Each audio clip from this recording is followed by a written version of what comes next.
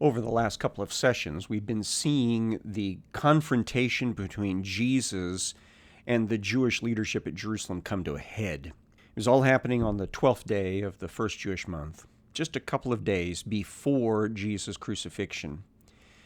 And it took the form of a lot of questions that were directed toward Jesus in hopes that they could not just simply drive a wedge between him and the people, but even that they might be able to hear him say something that they could take to the Roman governor and get him arrested by that group. Jesus finishes the back and forth confrontation by asking them a question that they can't answer. And it comes from Psalm 110. It's the idea that the Lord, meaning God, the divine name, Yahweh, the Lord said to my Lord, that is, my master, sit here at my right hand until I put your enemies under your feet. The Jewish people understood that this was a reference to the Messiah, which David wrote down. And so Jesus asked them the question, how is it that David calls the Messiah my Lord, when in fact the Messiah is the son of David? And the reason this is a puzzle is because in Jewish culture, those who are born from you are always junior to you. Even in the resurrection, they'll be considered kind of junior to you. And so you would never have a son, grandson, great-grandson being referred to by their ancestor as my Lord, because it's always the other way around. So Jesus says, how is that happening, that the descendant of David is called Lord by David? And I shared with you at the last of the session that this is because Jesus predates his birth into this world.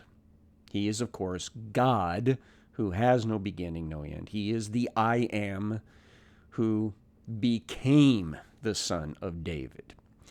And so that is the answer to the puzzle. But these guys can't come up with that answer because they do not fully comprehend the identity of Jesus. Now, in Matthew 22:46, it follows up that episode by saying no one was able to answer him a word, nor from that day did anyone dare to ask him any more questions. So basically, Jesus shut them down in their attempts to question him incessantly by that one question. The next thing that happens in chapter 23 of Matthew is that Jesus said to the crowds and to his disciples, the scribes and the Pharisees sit on Moses' seat. And this is a reference to the idea that they represent the law of Moses, the authority, the legal positions passed down generation after generation and written in the books of Moses, which the Jewish people are supposed to be living by. Verse 3, so practice and observe whatever they tell you, but not what they do, for they preach, but do not practice. So Jesus now launches into a warning to his disciples, to his followers, to watch out for the Pharisees and their associated scribes who claim to have this connection to the law, but which they had deviated from in their practices because they were more about ritual than they were about relationship. So Jesus' advice was, do what the word says, but don't do what they do. This might have echoes, I think, for you of Jesus' Sermon on the Mount. That's 2 years ago now that Jesus preached and one of the key verses in it being that unless your righteousness surpasses that of the scribes and Pharisees, you will in no way enter into the kingdom of heaven. And the reason why he said that is because they did things by rote and ritual, not because their heart was in relationship with God. Now, we're going to come back to the Matthew 23 passage in a bit, but I want to share with you Mark and Luke's way of describing what Jesus says next, okay? So let's read first from Mark 12:38, and this is a follow-up to Jesus' comments about Son of David being called my Lord by David himself. Actually, let's start in the second half of verse 37. The great throng heard him gladly. So the people loved hearing Jesus talk, and apparently they also loved him winning in these head-to-head confrontations with the Pharisees. Because at least some of the people seem to have understood there was something wrong with Pharisees, especially those that were only living by ritual, not relationship. Now, verse 38. In his teachings he said, beware of the scribes. Scribes are associated very tightly with the Pharisees, and so you can almost substitute the word Pharisee here. So beware of these scribes, beware of these Pharisees who like to walk around in long robes. So they like to wear gear that made them distinct, made them easily identifiable. And I have to do this. In historical Christianity, there was a place at which the clergy adopted these identifying clothing and collars and things like that because they wanted to be instantly identified at a distance as being somebody that needed to be respected. That was the purpose of that clothing. And so that's what these scribes were doing. Beware of the scribes who like to walk around in long robes. They like greetings in the marketplaces. And it's not just a generic greeting, howdy, how are you doing? But rather, Rabbi, great one, things of that nature. And again, same problem. We've had in historical Christianity people who insisted that they be addressed in very officious language. Just think about in the Church of England, the most right reverend of whatever particular archbishopric a person belonged to. And they have to be addressed in that fashion. Well, the scribes already had that idea.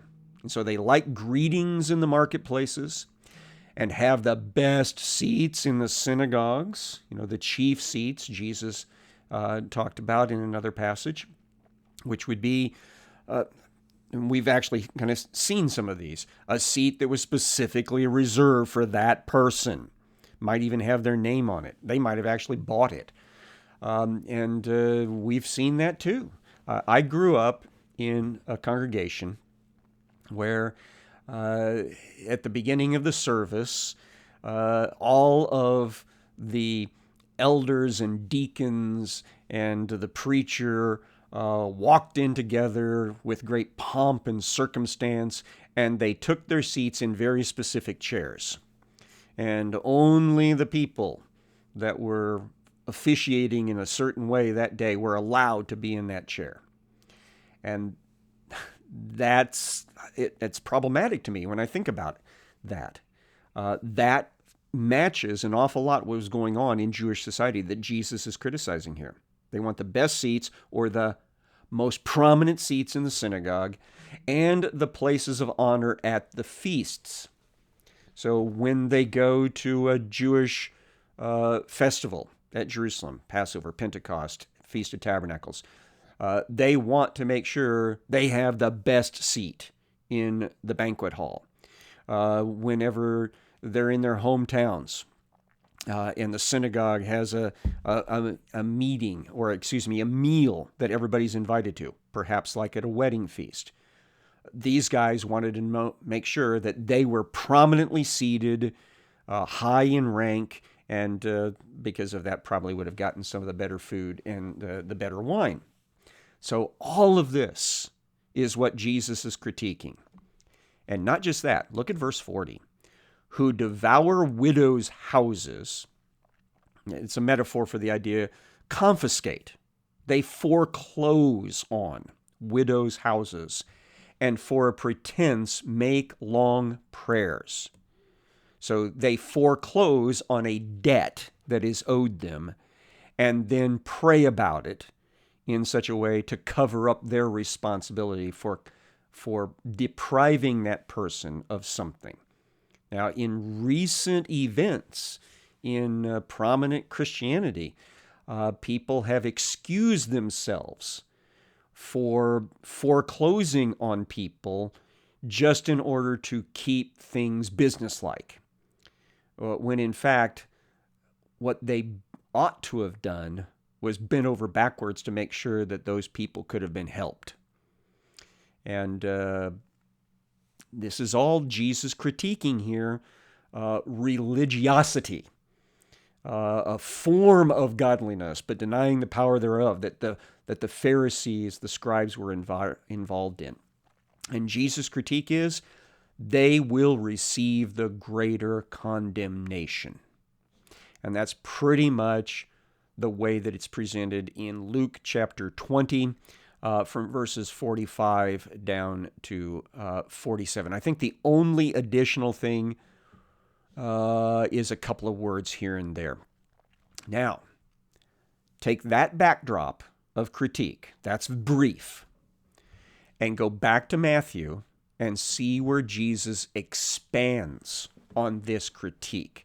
Now, we can find similar things to what's in Matthew 23 in other passages. And I think it's possible that Jesus may have made these critiques more than once, because we know he's been critiquing Phariseeism since his first year of ministry, and most certainly has been in conflict with the Pharisees publicly since the Sermon on the Mount. And that's at the very beginning of the second year of ministry. So verse number 4 of Matthew 23. They tie up heavy burdens hard to bear and lay them on people's shoulders, but they themselves are not willing to move them with their finger. Now, this is a metaphor. It's the idea of, and you've probably seen this, where a bunch of people are together and they're needing to load up a bunch of heavy stuff. And there's one guy that's standing off to the side that he kind of keeps putting things on other people, just loading them up, loading them up, loading them up. But he doesn't lift a finger to help carry any of the heavy stuff into the building. Just kind of hanging out and, quote, doing his part, end quote, but not really inconveniencing himself at all. That's what these Pharisees were up to. They had rules and regulations, but they had loopholes for themselves where they didn't have to miss out if worse came to worse. And so that's what Jesus is critiquing. You guys are putting burdens on other people that you manage to escape when it's applied to you. Verse number 5. They do all their deeds to be seen by others. That was part of the critique, remember, in the Sermon on the Mount, is that they're putting on a show. It's the reason, remember, why Jesus has referred to these folks by the Greek title, upakritai, hypocrite, which is just play actor, pretender, a stage performer. They do this to put on a show. And in the Sermon on the Mount, Jesus said, well, you got your applause. You got your accolades from mankind. And then Jesus tells his listeners, if you want to get blessings from God, then don't do it this way. Do your things privately. Do your things sincerely, but without trying to put on a show. Things like praying and doing alms and fasting. For they make their phylacteries broad and their fringes long. That's a reference to the little scripture box that the Jews adopted as a physical, literal application of in the book of Deuteronomy, when they were told that they should take the word of God and put it on their hearts, put it on their doorposts, things like that. They were supposed to make it prominent in their life. And what did they do? Eventually, over time, they started taking the Deuteronomy 6, 4, and 5 passage, the Shema, Hear, O Israel, He who is our God, He who is one. You shall love He who is your God with all your heart, soul, strength. They would take that physical writing on a little piece of paper, a little scrap piece of parchment or on some animal skin, and they would make a box for it. And then they would wear that box on their left arm, up by their bicep. And then they'd have straps that would go down to their fingers. And in Jesus' day, these guys would make their phylacteries bigger and bigger and bigger. Sometimes they'd wear them on their head. You might see people like this in modern day, very conservative Judaism, where they'll have these great big leather boxes on their forehead or on their upper arm of their left arm, so that, when they fold their arms, that box comes close to their heart, is their point. But it's showy. And Jesus' critique was, you're putting on a show, but you're not doing the words that are on the box or inside the box. Love God with 100% of your being. Their fringes are made long. That is a reference to the flashy part that they were supposed to add to their outer clothing. Again, modern Jews have an interesting interpretation of this, where they'll have like a little prayer garment that they'll wear, and there's little strings that just hang down below there, and they make those strings really, really long. Back in the first century, it seems as if, and even before that, it seems as if these fringes were purple that was woven at the fringe of a garment, at the wing, the corner of a garment, or possibly even little pom-poms that were attached and kind of flashed around. The wording in the Hebrew about these things in the Old Testament is that they were supposed to be flashy, prominent. But it was something to catch your eye as you were moving around with your clothing, and then you'd be reminded, I'm part of the covenant. I'm part of the covenant to God. I owe my loyalty to God. I owe myself to doing things His way. That was the original intention. What was happening in Jesus' day? They were just making things bigger and bigger and flashier and flashier. I think in Christian circles, some people, it's not good enough to have a Bible to take to church. You got to have a great big Bible. There was a time when people were doing that. I mean, taking monster Bibles with them to church. Or not good enough to have just a little cross. You got to have a great big cross. The bigger, the better. The flashier, the better. And that's the problem, isn't it? Jesus is saying here, they make their phylacteries broad, their fringes long. Why are they doing that? Because they want to be noticed.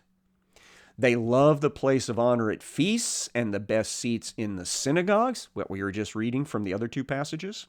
Greetings in the marketplaces and being called rabbi, by others. Literally, rabbi means my great one. It's an idea of showing the other person is more important than you. And so they liked that idea. Here's Jesus' response, and this, I think, is something that needs to be taken to heart by modern-day Christians.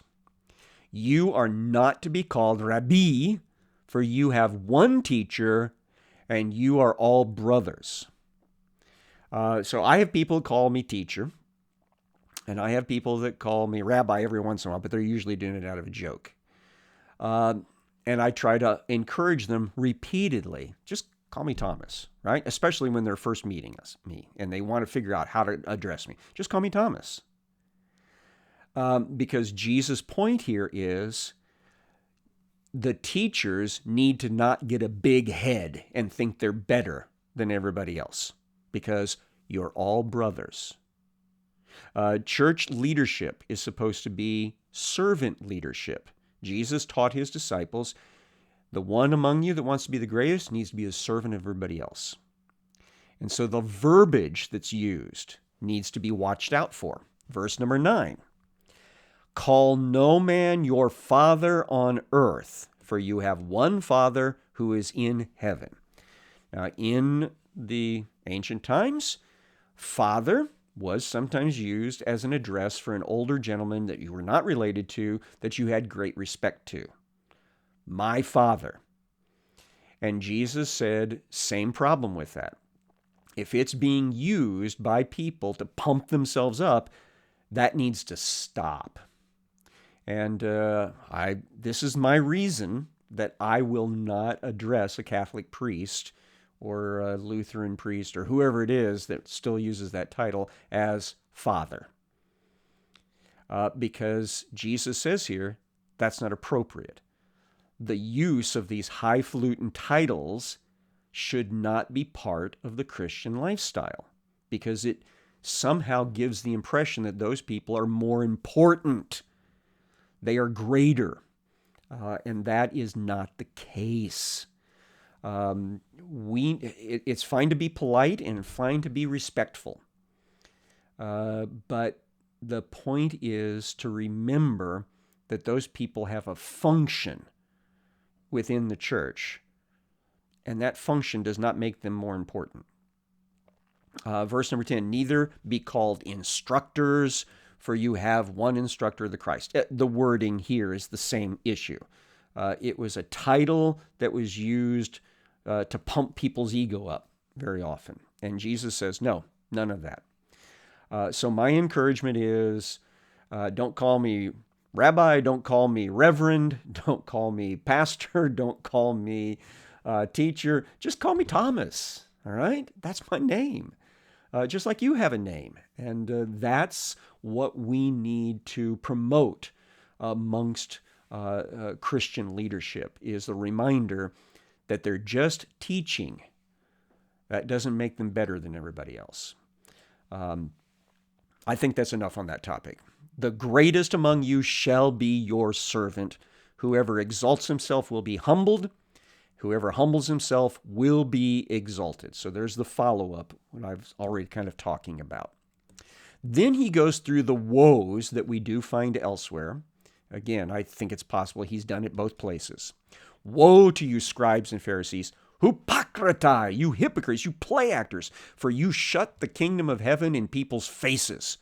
For you neither enter yourselves nor allow those who would enter to go in. So it's not good enough that these guys reject Jesus themselves. They're trying to barricade others from believing in Jesus. And that's a problem. Verse 15, woe to you, scribes and Pharisees, hypocritai, pretenders, play actors, for you travel across sea and land to make a single proselyte, that is, a new Jew out of non-Jews. And when he does become a proselyte, you make him twice as much a son of hell as yourselves.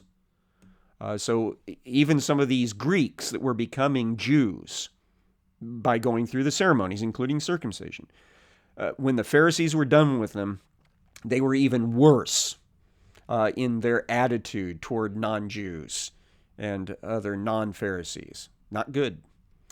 Woe to you, blind guides who say, if anyone swears by the temple, it's nothing. But if anyone swears by the gold of the temple, he's bound by the oath.